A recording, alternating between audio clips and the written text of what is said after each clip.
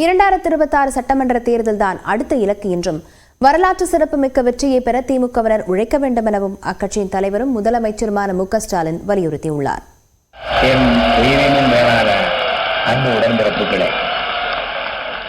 அண்ணா பிறந்தநாள், திமுக உதயமான நாள், பெரியார் பிறந்தநாள் ஆகிய மூன்றையும் இணைத்து முப்பெரும் விழா மற்றும் திமுகவின் பவள விழா சென்னை நந்தனம் YMCA திடலில் வெகு விமர்சையாக கொண்டாடப்பட்டது.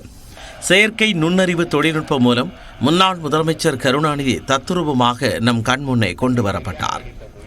என் உயிரினும் மேலான அன்பு உடன்பிறப்புகளே என்று AI தொழில்நுட்பத்தில் உருவான கலைஞர் கருணாநிதியின் கரகரத்த குரலை கேட்டு திமுக பவள விழாவின் அரங்கமே அதிர்ந்தது.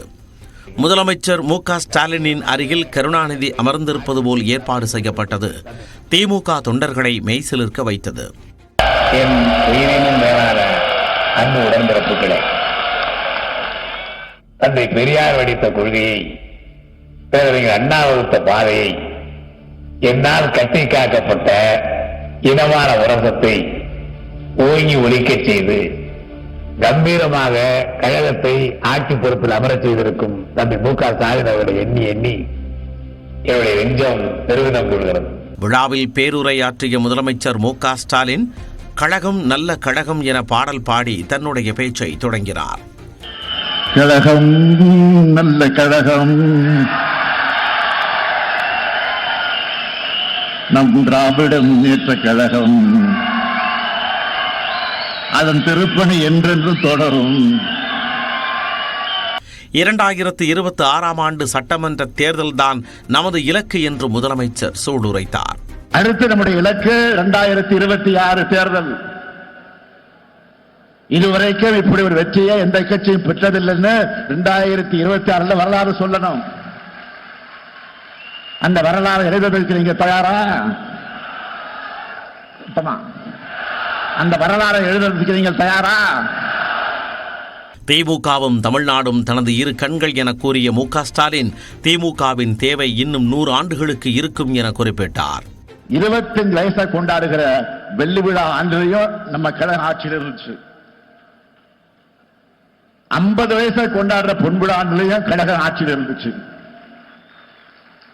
75 வயசை கொண்டாடுற பவள விழா ஆண்டான இப்பவும் கழக ஆட்சியில் இருக்கு.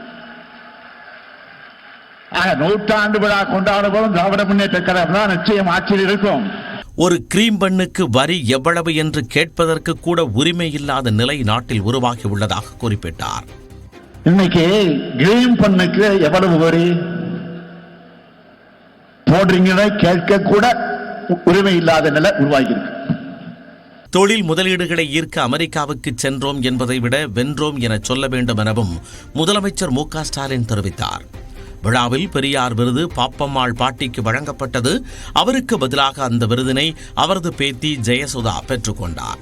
அதேபோல திமுக MP ஜெகத் ரட்சகனுக்கு கலைஞர் விருதும், அறந்தாங்கி மிசா ராமநாதனுக்கு அண்ணா விருதும், கவிஞர் தமிழ்தாசனுக்கு பாவேந்தர் விருதும், BP ராஜனுக்கு பேராசிரியர் விருதையும் முதலமைச்சர் மு.க. ஸ்டாலின் வழங்கினார்.